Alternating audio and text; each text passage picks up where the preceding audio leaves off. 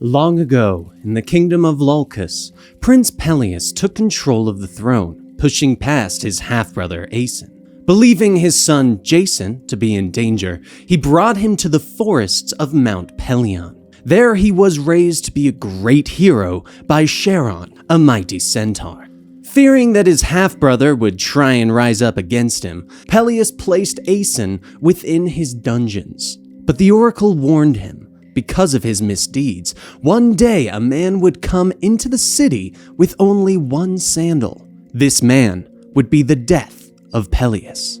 Eventually, Jason would grow to become a strong and capable warrior. He would take part in the fabled hunt for the Caledonian boar, which had been set upon the land by the goddess Artemis for slights against her. After these events, Jason decided that he would return to Lolcus, retake the throne that was stolen from his family, and rescue his father. Along the road, Jason lost one of his sandals, yet paid no attention to it. Once he arrived within the city, the king saw this proud warrior with only one sandal.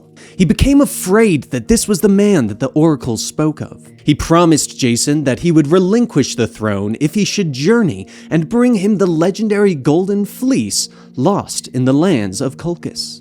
The fleece came from a golden ram, one sent to earth by the goddess Nephele to save her two children from being sacrificed by their evil stepmother who had tricked their father. The two children, Helle and Phrixus, were saved by the golden ram and flown to the kingdom of Colchis.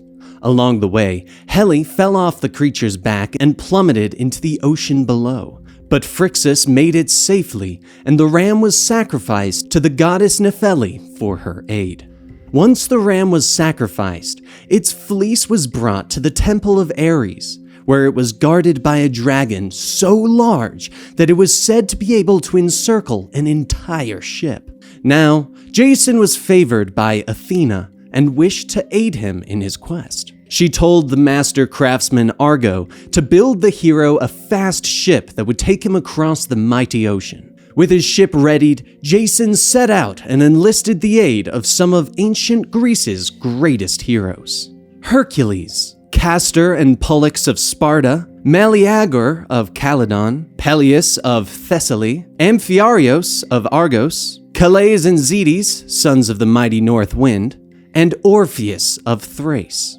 With his ship prepped and his crew gathered, the party of heroes set forth. Along their journey, the heroes faced against the evil Harpies, rescuing the king of Thrace. They fought against giants and landed upon an island where the female inhabitants tried to kill them. Finally, the crew arrived in Colchis, where Jason met King Aedes. The king refused to just give the golden fleece to Jason, and instead gave him a list of tasks to complete. He was instructed to plow a great field with 2 fire-breathing bulls.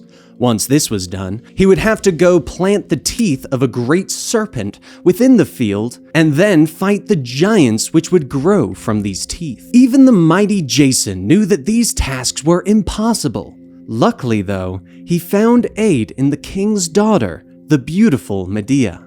The beautiful Medea, who had fallen in love with Jason. Medea had some skill with magics and brewed him an ointment that would protect his skin from the bull's fire. She told him that in order to defeat the giants, he must throw a stone amongst them. This would cause the giants to attack one another. Jason completed the tasks and returned to King Aedes.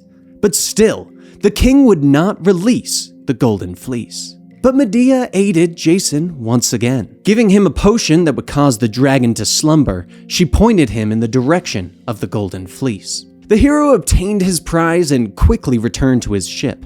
Jason had also fallen in love with Medea and took her with him on their journey back to Lolcus. The heroes had many adventures on their way home, but eventually made it back to the shores of Lolcus. Once there, Jason showed his uncle the golden fleece and demanded that he give up the throne that was rightfully Jason's. But still Peleus refused. But once again, Medea aided her love, using her magic to convince Peleus' daughters that their father could become immortal if they chopped him up and brewed him into a potion. This obviously didn't work, and of course, Peleus died. After all of his adventures, though, Jason had decided that he didn't want to be the king of Locus and decided to make his cousin king instead.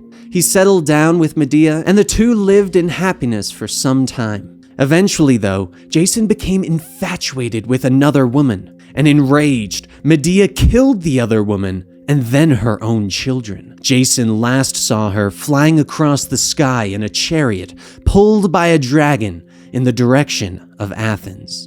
But that, my friends, is a story for another time.